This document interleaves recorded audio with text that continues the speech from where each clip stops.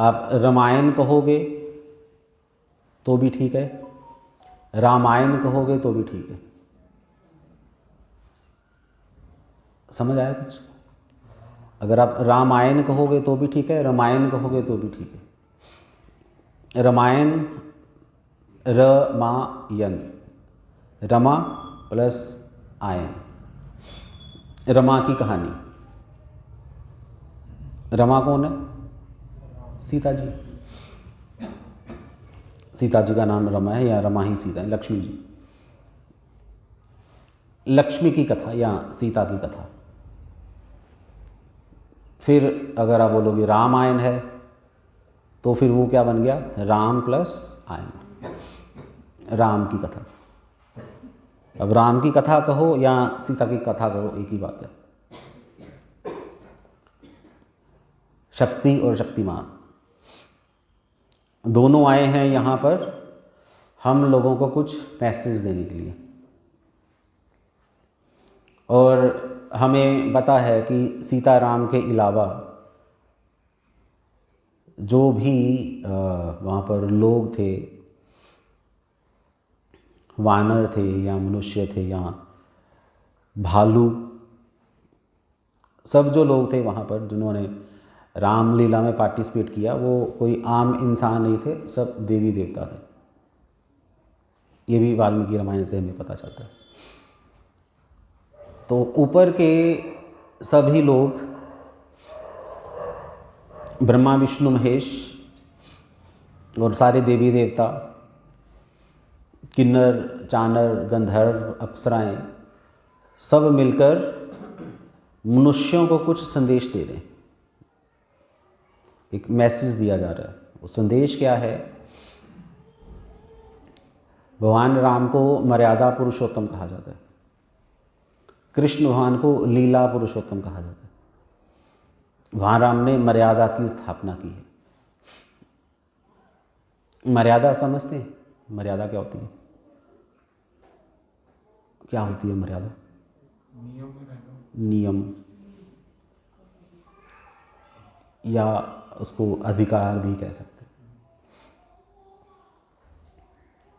हमारा अधिकार क्या है? कि भक्ति विनोद ठाकुर वो ऐसा कहते हैं कि अगर आपको अपना अधिकार नहीं पता तो भक्ति में आगे बढ़ना असंभव है।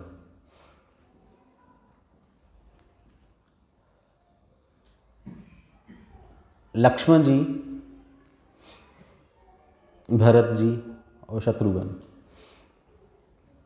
तीनों राम के भाई हैं।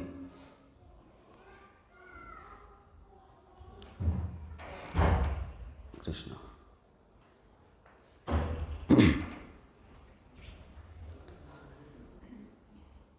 जब वनवास हो गया था भगवान राम को, तो भरत जी के पास पूरा अवसर था कि वो जाकर राज सिंहासन पर बैठे। कोई रोक टोक ही नहीं थी, क्योंकि ये पूरे अयोध्या में ये बात फैल चुकी थी कि राजा दशरथ की इच्छा है कि भरत को राज्य मिले। और पूरे जो वहाँ पर पंडित थे, पूरा साम्राज्य, उन्होंने पूरी तैयारी की हुई थी कि दशरथ महाराज के जाने के बाद राजा तो भरत ही बनेगा। और पूरी प्रजा को भी पता था कि होगा यही होगा। तो सारी तैयारी हो चुकी थी। भरत जी को अगले दिन बिठाना ही था राज सिंहासन पर, उनका राज्य अभिषेक करना ही था। तो पर भरत जी ने क्या बोला कि मेरा अधिकार नहीं है, इस राज सिंहासन पर बैठने का मेरा कोई अधिकार नहीं। आप चाहे मुझे योग्य मानते हो, पर मेरी कोई योग्यता नहीं है। इस सिंहासन पर अगर कोई बैठेगा तो वो कौन है? राम। क्योंकि प्रॉपर्टी किसकी है? राम की प्रॉपर्टी। और भरत क्या सिखा रहे हैं? क्या सिखाते हैं भरत? या क्या सीखा है हम लोगों ने भरत जी से?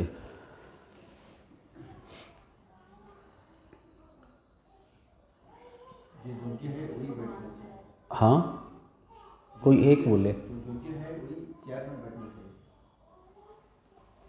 नहीं, ये तो हो गया एक्सटर्नली एक रीज़न है, एक बाह्य कारण हो सकता है। भरत जी ने अपने चरित्र से क्या सिखाया? सेक्रीफाइस, समर्पण, त्याग, या भक्ति की भाषा में इसको कहोगे शरणागति, प्रपत्ति, मामेकम शरणम रजा। कृष्ण भी कहते तो मेरी शरण में आओ। तो भरत जी हमें शरणागति सिखा रहे हैं। और भगवान राम की शिक्षाओं में से एक सबसे वन ऑफ द मेन शिक्षा शरणागति।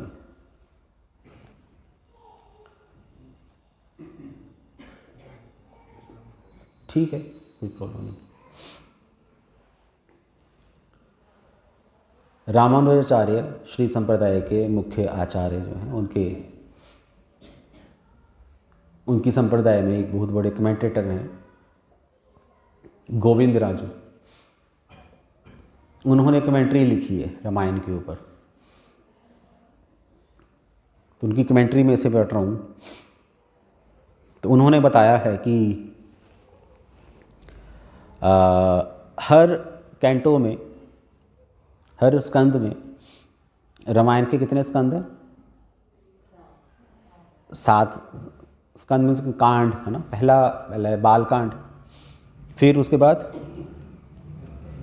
अयोध्या कांड है, फिर सुंदरकांड, फिर उसके बाद अरण्य कांड है, फिर किष्किंधा कांड आएगा। किष्किंधा कांड के बाद आई थिंक सुंदरकांड है, फिर युद्ध कांड है, फिर उत्तरकांड है, शायद यही है, ऐसे ही। तो ये 7th कैंटो है ना, 7 हैं ऐसे टोटल, 7 कांड हैं, 7 चैप्टर्स हैं। तो हर चैप्टर हमें क्या सिखा रहा है? एक ही पॉइंट सिखा रहा है, शरणागति। तो ये कहते हैं कि जो फर्स्ट कैंटो है, जो प्रथम कांड जो बाल कांड है, उसमें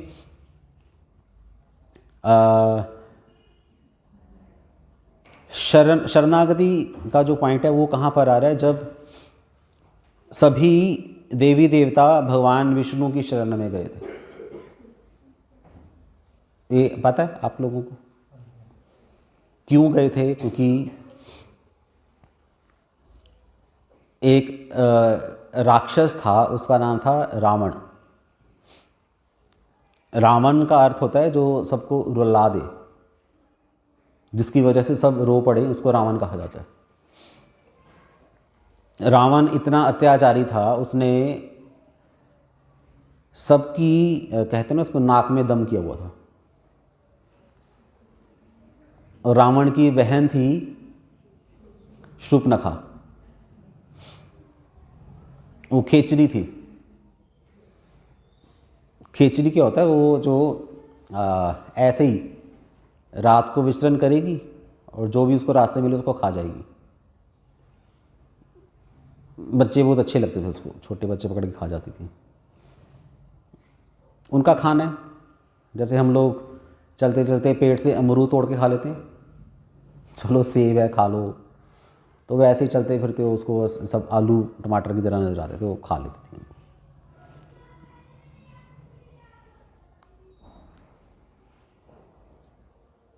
अहंकारी थी, राक्षस की बहन थी, अहंकारी थी। और उसके भाई भी थे, खरदूषण, ये सभी कि पूरा जो परिवार था, रावण की पूरी फैमिली, ये इंसानों को तो मच्छर समझते थे कि ये तो बस हम ऐसे ही इसको अपने हाथों में अपनी चुटकियों में मसल देंगे। और इंद्र, चंद्र, सूर्य, पूरा स्वर्ग इनके पास था, डरते नहीं थे किसी से। एकदम जैसे कहते हैं ना कि बदमाशी, इनकी बदमाशी थी तब।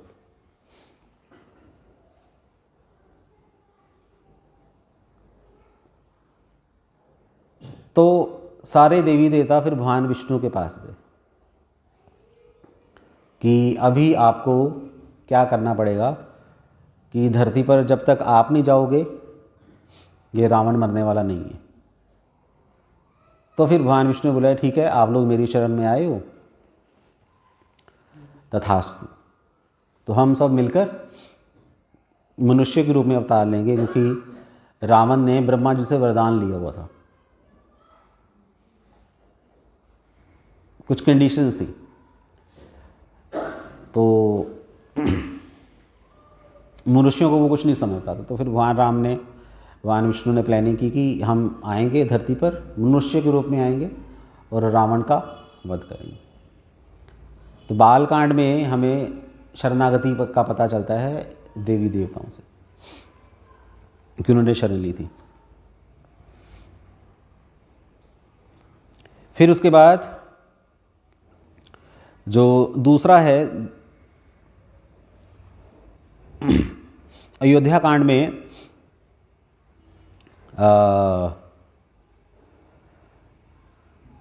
भरत जी ने भगवान राम की शरण ली है। कैसे?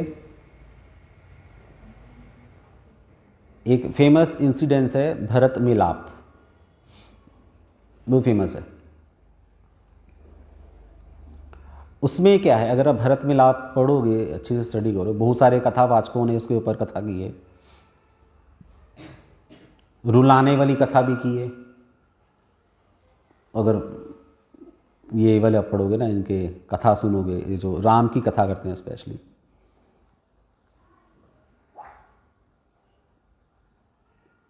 वो क्या लिखते हैं, वो हृदय को छूने वाला प्रसंग। कथा करते करते महाराज जी रो पड़े। ऐसे ऐसे क्लिप्स बने हुए हैं राम कथा के ऊपर, स्पेशली भरत जी को लेकर। अगर चित्रकूट जाओगे, कौन कौन गया था चित्रकूट प्रभु जी के साथ? बाकी सब अभी नए डिवोटीज हैं, शायद नहीं गए। तो जो जो डिवोटीज़ गए हैं चित्रकूट में, हम देख कर आए हैं, वहाँ पर रियली में पत्थर पिघल गए थे, पत्थर ही पिघले हुए। पहले मुझे ये नहीं होता था कि पत्थर कैसे पिघल सकते हैं, पत्थर भी पिघल सकते हैं क्या? पर पिघल जाते हैं पत्थर। अभी आप लोग अगर जगन्नाथपुरी जा रहे हो, जो डिवोटीज़, अगर आप अलारनाथ जाओगे, जगन्नाथपुरी के पास एक जगह है, वहाँ पर आई थिंक 7-8 फीट लंबी स्लैब पड़ी हुई है पत्थर की। उस पर चैतन्य महाप्रभु अक्सर लेट जाया करते थे। तो लेटे विरह में भगवान के, तो पिघल गए। वो स्लैब पर आज भी एक व्यक्ति ऐसा लगेगा कि पिघला हुआ है, उसके दर्शन है वैसे, उसी फॉर्म में स्लैब है वो पत्थर में। अगर जाओगे तो शायद आपको वहाँ पर दर्शन भी होंगे, अलारनाथ जगह है।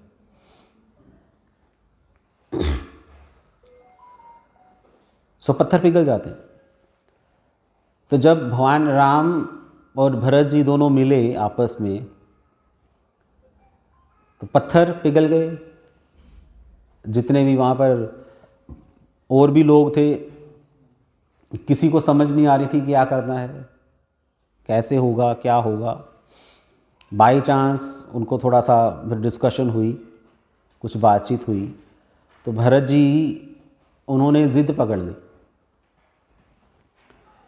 कि अगर आप अयोध्या नहीं जाओगे तो मैं सुसाइड कर लूँगा, मैं नहीं जा रहा आपके बिना। ज़िद ही पकड़ ली। वहाँ राम ने बहुत मनाने की कोशिश की, ये मान जाओ, चले जाओ, ये नहीं, हो ही नहीं सकता, संभव ही नहीं है। और भगवान राम ने सोचा कि अगर भरत ख़त्म हो गया, अगर भरत नहीं रहा, और ये जो तीनों माताएं हैं, कौशल्या, कैकेयी और सुमित्रा, ये भी तीनों ख़त्म हो जाएंगी। और इनके जाने के बाद क्या होगा? सारी की सारी प्रजा वो ख़त्म हो जाएगी। और फिर मैं भी ज़िंदा रह के क्या करूँगा?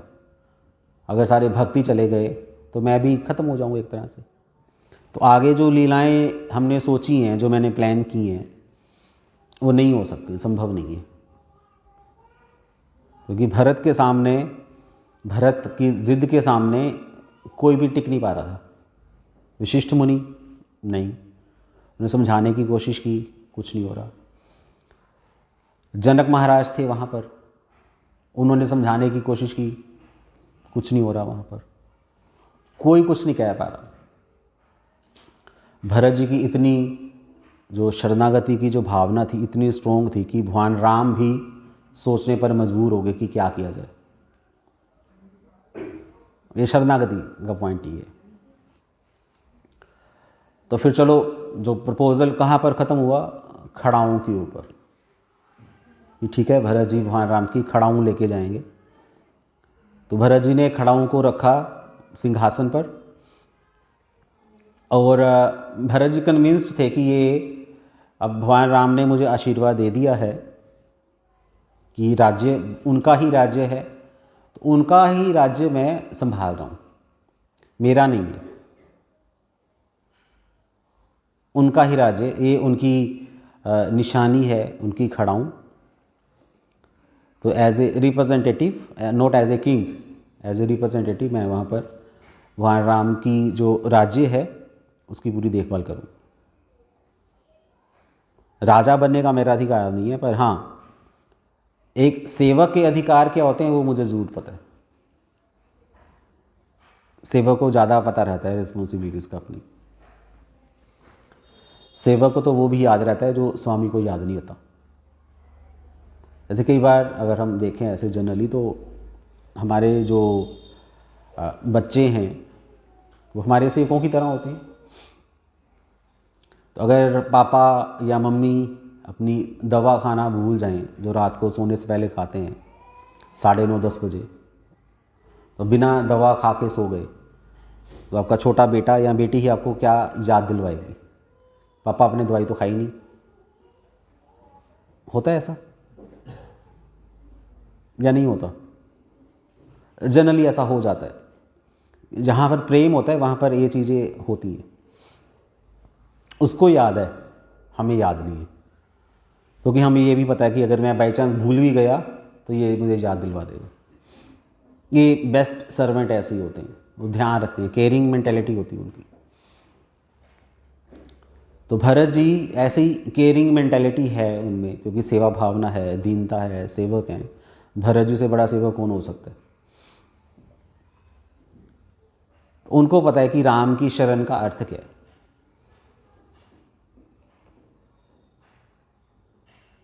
और बिल्कुल उल्टा है जो हम लोग सोचते हैं ना कि हे भगवान हम आपकी शरण में हैं,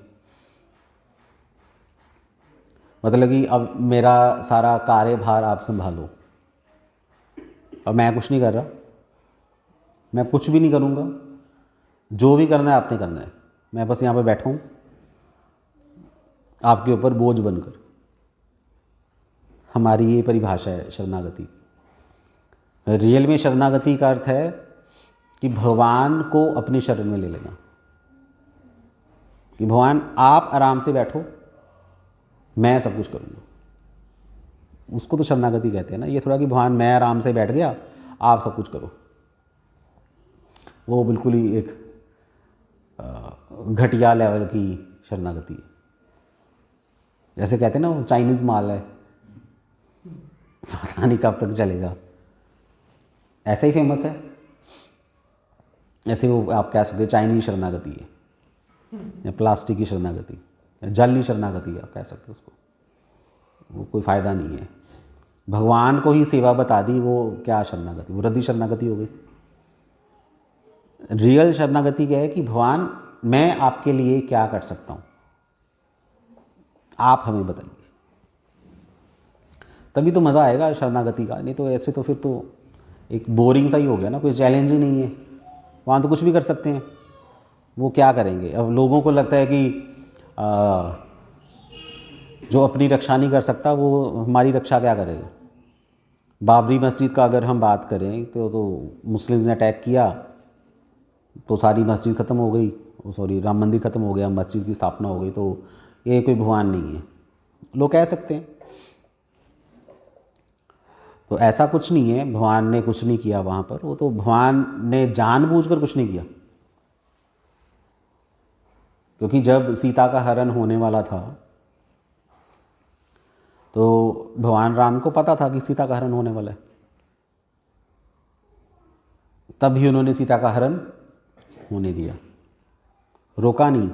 अगर भगवान राम, जिनको उपनिषदों में सत्य संकल्प से नाम से जाना जाता है कि वो कुछ भी संकल्प ले लें वो सत्य हो जाएगा, तो अगर वो सोचते कि रावण का हार्ट अटैक हो जाए तो उसी समय हार्ट अटैक हो जाता, और उन्होंने सोचा नहीं। उन्होंने राम भगवान ने रावण की फ्री विल में कोई भी इंटरफेयर नहीं किया। आप अगर सोचो कि अगर सीता हरण ना होता तो क्या होता, क्या होता? आज भी रावण जिंदा होता, आज भी जिंदा होता, क्योंकि कोई बहाना ही नहीं था मारने का। वनवास के लिए बोला था, कैकेयी ने, वनवास हो गया था, 1 साल ही तो रह गया था, लोग रह रहे थे अपना आराम से पंचवटी में, कोई दिक्कत ही नहीं थी, कुछ था ही नहीं। बस ऐसे ही वो जो राक्षस आ रहे थे ऊपर से, तो वहाँ राम भी उनको मार रहे थे, बस चल रहा था। कोई सॉलिड कोई रीज़न नहीं था रावण को मारने का। तो इसलिए राम की ही प्लानिंग थी कि सीता का हरण होना चाहिए, कुछ तो हो, कुछ ज़बरदस्त, कोई सॉलिड, कुछ क्लाइमैक्स होगा तभी तो रावण मरेगा, ये तो कैसे मरेगा, कोई बहाना तो चाहिए। और लोग फिर उसके ऊपर अपना कमेंट देते हैं, अपनी छोटी बुद्धि से, छोटी सोच से छोटी सी बात कर देते हैं, ये कैसा भगवान है। और जिसने सारा संसार बनाया है वो कोई मूर्ख तो है नहीं है।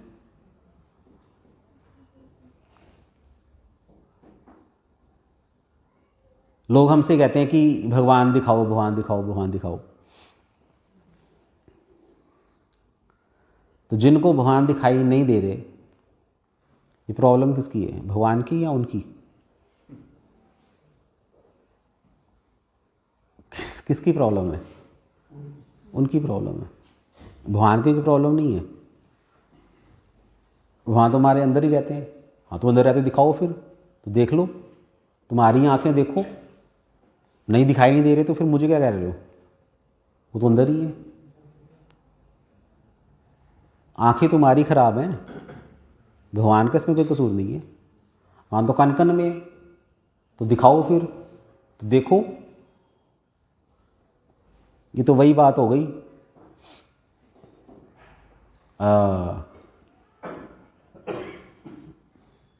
एक्चुअली जब मैं अपनी शॉप पे था, ऑप्टिशियन की, जब मैं था कभी, तो मेरे पास एक व्यक्ति आया कि मेरी मदर ने अपनी आंखें चेक करवानी है।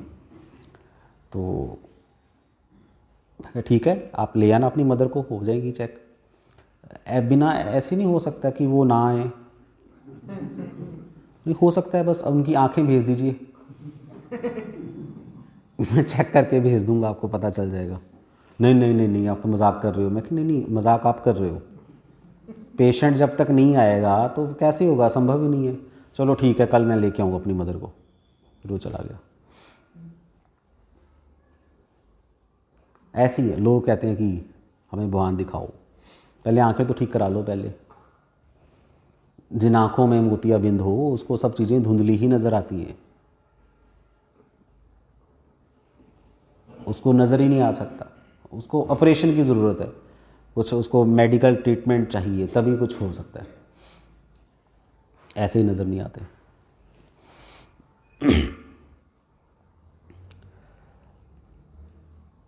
तो खैर, मैं बात कर रहा था शरणागति की, भरत जी की शरणागति है। उनको पता है कि मेरा अधिकार क्या है, तो एज ए रिप्रेजेंटेटिव उन्होंने, भरत जी ने भगवान राम की हेल्प किए, उनकी शरण लेकर, या आप ये समझो कि भगवान राम को अपनी शरण में लेकर भगवान राम की हेल्प की। तो इसको भक्त कह सकते हैं। ये भरत जी हमें सिखा रहे हैं।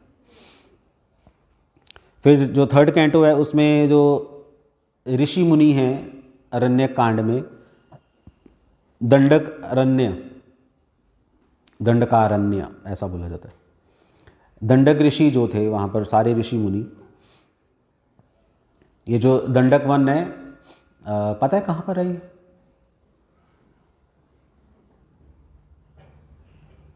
नहीं, हाँ उड़ीसा में नहीं, उड़ीसा नहीं है ये। अगर आप चित्रकूट, हम लोग गए थे सभी, चित्रकूट से अगर आप नासिक जाओ उस रूट से डायरेक्ट उस डायरेक्शन में, तो रास्ते में जो वन आएगा एमपी का वो एरिया, जो सारा एरिया वो सारा दंडक वन है, तब था दंडकारण्य।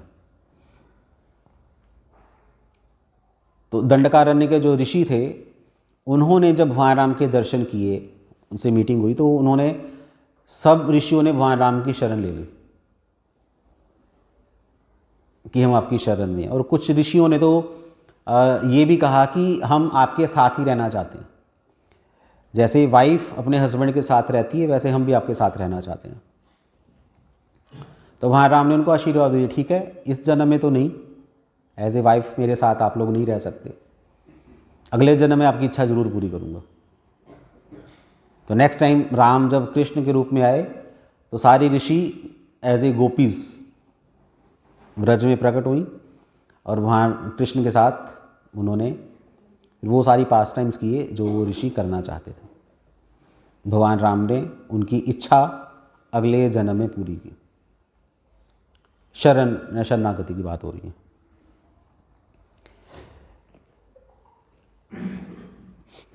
इसके बाद वहाँ पर ही एक कौवा था जयंत,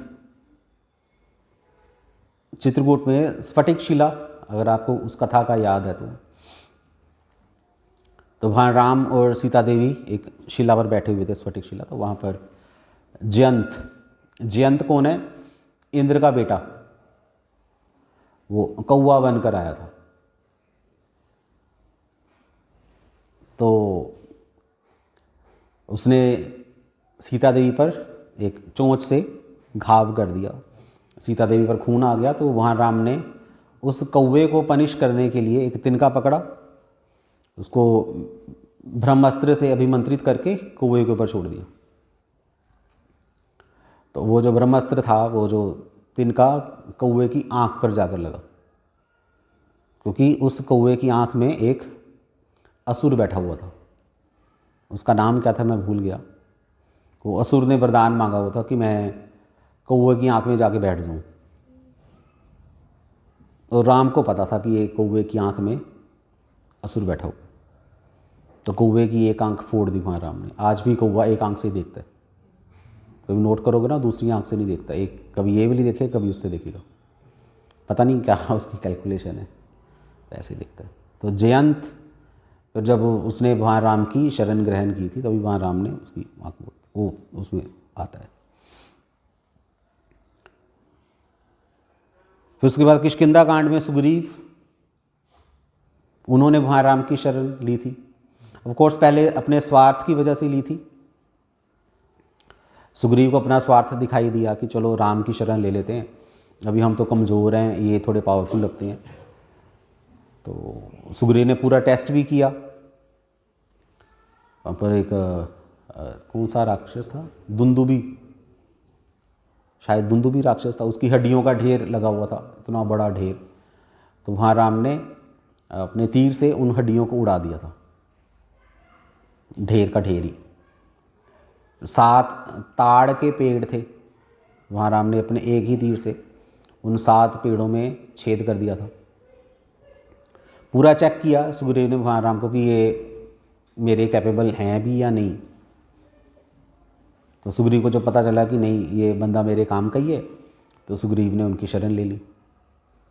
और शरण लेने के बाद सारी कमिटमेंट हो गई, उसके बाद जब चतुर्मास आया, चतुर्मास में सुग्रीव मस्त हो गया अपनी दुनिया में अपनी वाइफ के साथ। तो फिर लक्ष्मण जी जब गए वहाँ पर उनको डराया धमकाया, सारा टाइम वेस्ट हो गया सुग्रीव का। उसके बाद फिर से वापस आकर सुग्रीव ने शरण ग्रहण की। मतलब कि जब तक आप राम की शरण ग्रहण नहीं करोगे आपकी दाल नहीं गलने वाली। चाहे घूम के भी आओगे ना, आपको राम की शरण में आना ही पड़ेगा। फिर सीता देवी, जब सुंदरकांड में अगर आप देखो तो सीता देवी ने भी, क्योंकि वो खुद राम की शरण में है, तो वो भी रावण को भी ये कह रहे हैं कि तुम राम की शरण में चले जाओ। कि इतनी डेयरिंग थी सीता देवी, वो डरी नहीं रावण से। उन्होंने रावण को भी बोल दिया कि ठीक है तुम राम की शरण ग्रहण कर लो, अभी भी टाइम है तुम्हारे पास। विभीषण, उन्होंने भी राम की शरण ग्रहण की है। विभीषण का थोड़ा अलग करैक्टर है, असुरों के कुल में एक देव, हाँ धर्म के प्रतीक हैं। विभीषण जी ने राम की शरण ग्रहण की है, वो तो हमें पता ही है, फेमस इंसिडेंस है विभीषण जी का। और एक चीज़ और है इसमें,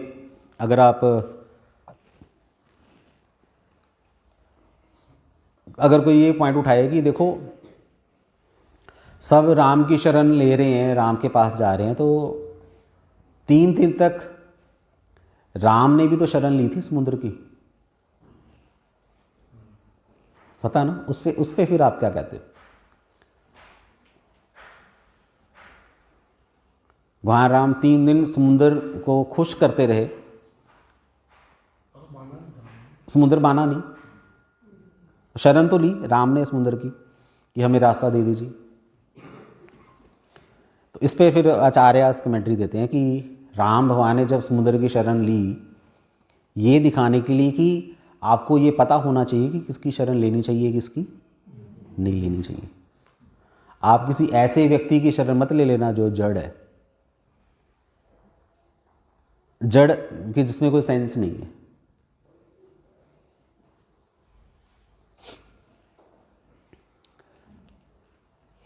सेंस समझते हो ना?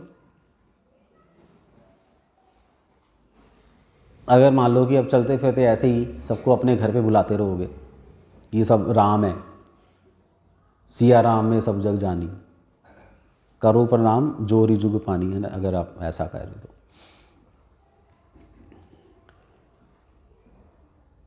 इसका मतलब पता है वैसे क्या है? सिया राम में सब जग जानी, नहीं पता? सुना हुआ है ये, इसका मतलब नहीं पता। तुलसीदास जी की फेमस वर्स है, उनकी फेमस चौपाई है। वो कह रहे हैं कि सिया राम मैं सब जग जानी, कि मुझे तो सारा संसार सिया राम में ही लगता है, सीताराम ही मुझे दिखाई देते हैं पूरे संसार में। तो इसमें पूरे संसार को प्रणाम करता हूँ। करहूँ प्रणाम जोड़ी जुग पानी, पानी बोलते हैं हाथ को, जुग मतलब दोनों, मेरे दोनों हाथ जोड़कर मैं सबको प्रणाम करता हूँ। खैर,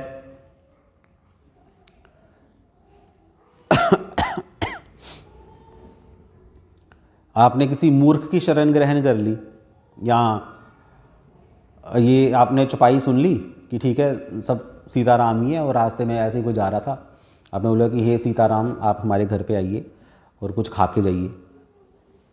तो वो चोर था, वो तो पहले ढूंढ रहा था कि किसके घर पे जाऊं चोरी करूं, तो राम आया आपके घर पे और चोरी करके चला गया।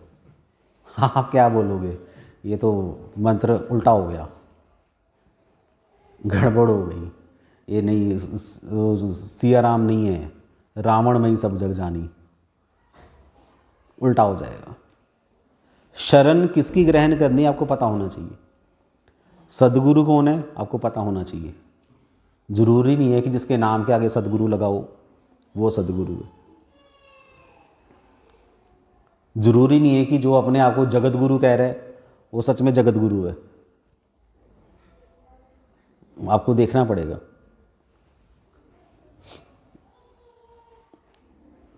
अगर आज की डेट में हमारे घर में अगर 5 फैमिली मेम्बर्स हैं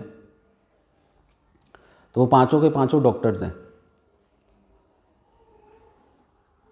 पता है? सब पाँचों के पाँचों डॉक्टर हैं और पाँचों के पाँचों सलाहकार हैं, पाँचों इंटेलिजेंट हैं, पाँचों ही लीडर्स हैं।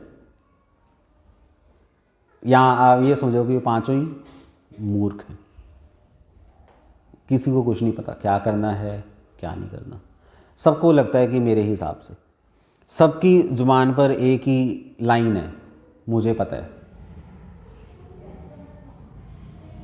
बोलेंगे भी ऐसी इसी स्टाइल से बोलेंगे, मैं बताऊं मेरे हिसाब से ना ऐसा होना चाहिए। सबका, कोई छोटा है कोई बड़ा है, कोई मरने वाला बूढ़ा है वो भी अभी भी अपना हिसाब किताब लगा रहा है।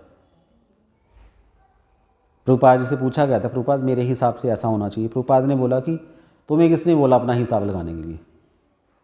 मैंने सारा हिसाब किताब लगाया हुआ है पहले ही, तुम्हें अलग से लगाने की जरूरत नहीं है। मेरे अकॉर्डिंगली ये, मेरे अकॉर्डिंगली वो, हम ऐसे ही करते हैं। प्रभु जी हमारे हिसाब से ऐसा होना चाहिए, प्रभु जी हमारे हिसाब से वैसा होना चाहिए। भाई शास्त्रों में जो लिखा गया है वैसे चलेगा, हमें ज़्यादा दिमाग लगाने की ज़रूरत नहीं है। तो गुरु कैसा होना चाहिए? तद विधि प्रणिपातेन परिप्रश्नेन सेवया उपदेक्षन्ति ते ज्ञानम ज्ञानिनस तत्वदर्शिना। गुरु कैसा होना चाहिए? जिसने तत्व का दर्शन किया हो, जिसने सत्य का दर्शन किया हो, वो गुरु होना चाहिए। आजकल के गुरु कैसे हैं? यहाँ पर आई थिंक मथुरा मोहन प्रभु अभी अगर नहीं है तो वो एक बार गए थे ऐसे ही, वो जो पता नहीं क्या है, वो औरतें हैं भागवत कथा करती है सैफरन ड्रेस में, वो क्लेम करते हैं कि हम आपको भगवान दिखाएंगे। तो गए हमारे मथुरा मोहन प्रभु वहाँ पर गए तो उन्होंने उनके यहाँ पर आँखों को पकड़ के दबा दिया। ऐसा ही करती हैं वो, अगर जाओगे ना तो वो दबा देंगे आपकी आँखों को। उन्हें क्या दिखाई दे रहा है? अब आंखें बंद करोगे और आपकी आंखों को दबाया जाए क्या दिखाई देगा? क्या दिखाई देगा? कुछ लाइट दिखाई देगी। कभी भी नोट करके देखना, लाइट दिखाई, आपने बोला लाइट दिखाई, हाँ देखा। और फिर आप इमेजिन करो कि आपके जो इष्ट हैं वहाँ पर दिखाई दे रहे हैं। अगर अभी आप चाहो ना, मैं आपको रामायण में वो जो आया था ना अरुण गोविल, वो राम बना था ना, सबको पता है। अभी अभी मैं आपको उसके दर्शन करवा सकता हूँ। मेरे पास भी जादू है। कैसे? आंखें बंद करो और सोचो कि वो आपके सामने खड़ा है, अभी आ जाएगा सामने। नाम लेते शक्ल सामने आ जाएगी। देखो कितना अच्छा जादू है। ऐसे जादू कोई भी कर दे, बेवकूफ़ों वाले जादू।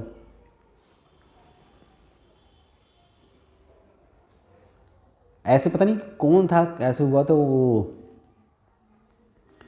उससे पूछा गया कि भगवान कौन है? तो भगवान लाइट का गोला है। तो वो तो हम रोज़ देखते हैं, सूरज। तुमने क्या दिखाया? तो कहने का मतलब कि ऐसे बहुत सारे जोकर गुरु बन चुके हैं जिनको कुछ नहीं पता, या पता है थोड़े बहुत शब्द जाल उनको पता है, तो वो आपको चंपू बना देंगे। ऐसे गुरुओं की शरण में मत चले जाना जिनको भक्ति का भ भी नहीं पता, शरणागति क्या होती है, शास्त्रों में क्या लिखा है। कहानियाँ सुन लो उनसे, कोई भी, चाचा चौधरी की, चंपक। आजकल तो चलो नहीं चलता, हमारे ज़माने के चाचा चौधरी होता था। कहानियाँ सुना दो तो उससे नहीं चलती बात। शुकदेव गोस्वामी वहाँ पर कहानियाँ नहीं सुना रहे परीक्षित महाराज को। शुकदेव गोस्वामी तो इस संसार से निकलना कैसे है वो बता रहे हैं, कृष्ण कथा का तत्व समझा रहे हैं। तो जो आपको कृष्ण कथा का रहस्य बताए वो गुरु हो सकता है, उसकी शरण में जाओ। तो वहाँ राम सिखा रहे हैं कि समुद्र की शरण में जाने का कोई फ़ायदा नहीं, क्योंकि वो जड़ प्राणी है, उसमें कोई इंटेलिजेंस नहीं है। तो ये नहीं है कि आंखें बंद करके शरणागति शरणागति, तो शरणागति किसकी लेनी है ये भी हमें पता होना चाहिए। उसके बाद राक्षसियों ने त्रिजटा की शरण ली।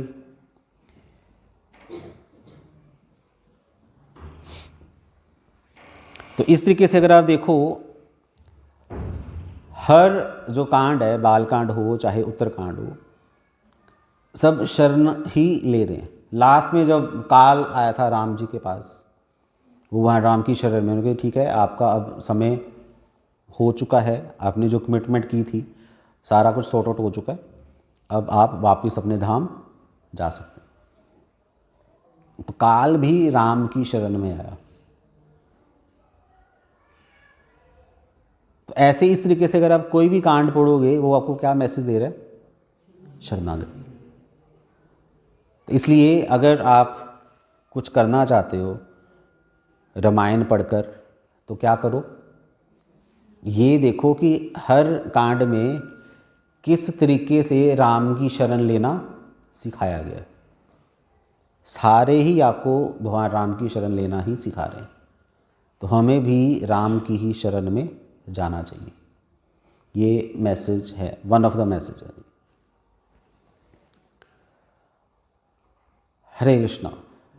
भगवान रामचंद्र की जय। श्रील प्रभुपाद की जय।